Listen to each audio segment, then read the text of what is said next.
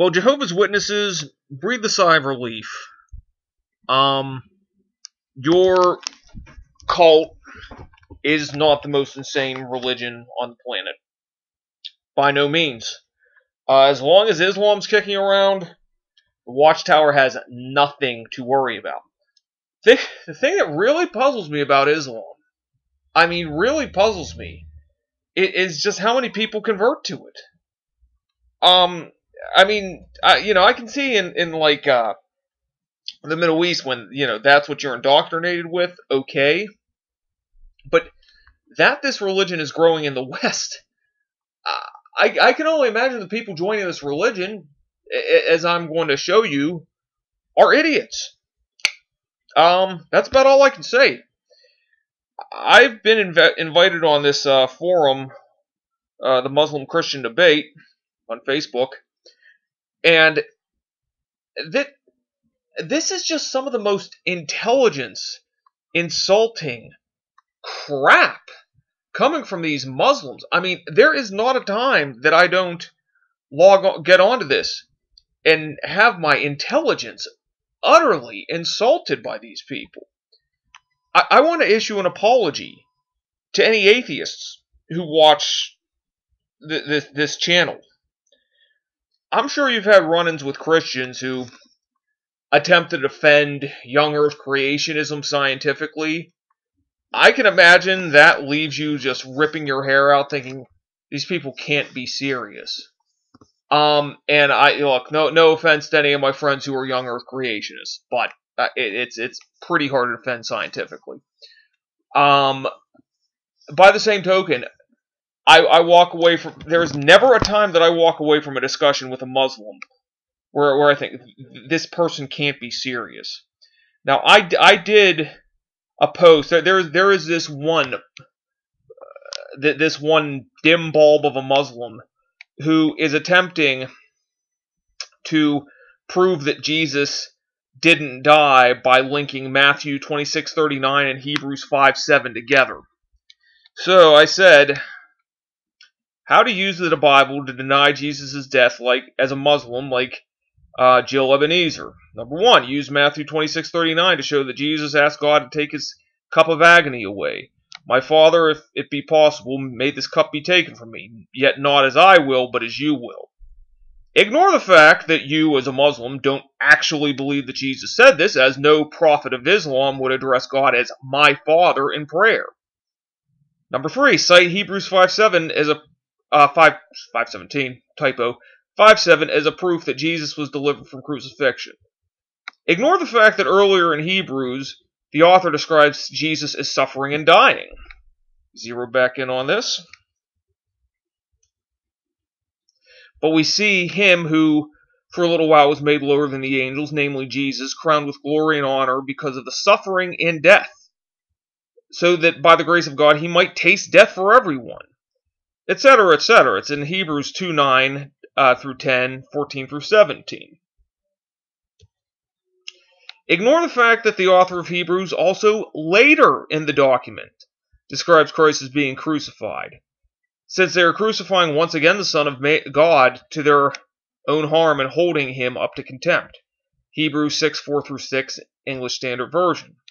Insist dogmatically that the author of Hebrews could only have meant one thing by Hebrews 5:7 and completely ignore the fact that very likely means in the context that God answered his prayer and rescued him from death due to him being raised from the dead. Go on a bit. Friend Nick Peter says highly accurate. Number 6, completely ignore the fact that all 4 Gospels affirm that Jesus died on a cross. Insist that they, and by they I mean the death narratives, are forgeries, despite having no evidence in the manuscript tradition that they are. So it's supposed to be an 8.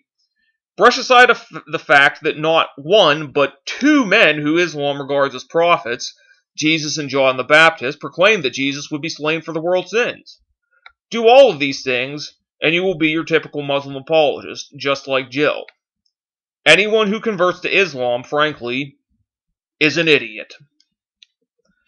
And then Nick goes on to say, Also ignore secular historians like Tacitus that said the same thing, and ignore that no New Testament scholar today denies that Jesus was crucified. John Dominic Crossan, no friend of Orthodox Christianity, even says the crucifixion is as sure a fact of history as anything else is. And I said yes, and you can't ignore what every Muslim's good buddy Bart Ehrman said of the crucifixion in the empty tomb. I am struck by a certain consistency among otherwise independent witnesses in placing Mary Magdalene both at the cross and the tomb on the third day. If this is not a historical datum, something that a Christian storyteller just made up, then passed along to others, how is it that this specific bit of information has found its way into accounts that otherwise do not make use of one another? Mary's presence at the cross is found in Mark and in Matthew and Luke, which use Mark, and also John, which is independent of Mark. More significantly still, all of our early Gospels, not just John and Mark with Matthew and Luke as well, but also the Gospel of Peter, which appears to be independent of all of them, indicate that it was Mary Magdalene who discovered Jesus' empty tomb. How did all of these independent accounts happen to name exactly the same person in this role? Seems hard to believe that this just happened by way of fluke of storytelling. It seems much more likely that, at least with the traditions involving the empty tomb, we are dealing with something actually rooted in history. And Jill comes back to say, your Bible has full of contradiction and full of mistaken ideas. It's not my fault. And here's where Nick gave me the idea to make this video. I think if I ever meet anyone considering going from Christianity to Islam, I tell them to come here, read Jill's post, and ask them if they want to really be like that. And then another high-class Muslim, Christopher Crazy Legs, the Rhythm Master Moss, blah, blah, blah, got Bibles and can't define, you don't know what you were even talking about. A Bible reader with the wrong info is full of bleep. And I said, oh, absolutely, and I forgot to add, when backed into a corner, trash the Bible, because, of course, an errant Bible means Islam is true, don't you know? And I said, actually, since this Crazy Legs buffoon does a great job making Islam look bad, and he just posted, I'd invite anyone any pending convert to Islam to pop over to this page, and not just look at Jill's Islam, but pretty much any of the Muslims here. And just to conclude, he said, the Bible has many signs that Islam is the religion chosen for us. The main part of the Islam is peace in the Bible, Psalm 29:11. The truth from a real teacher, which many of you Christian wannabes on this page throwing all these Bible verses on here don't know what you are reading. And I conclude by saying, oh no, Crazy Legs, Psalm 29, didn't you know? That was corrupted by scribes. I'm going to drop a link to this debate page on Facebook in the description bar.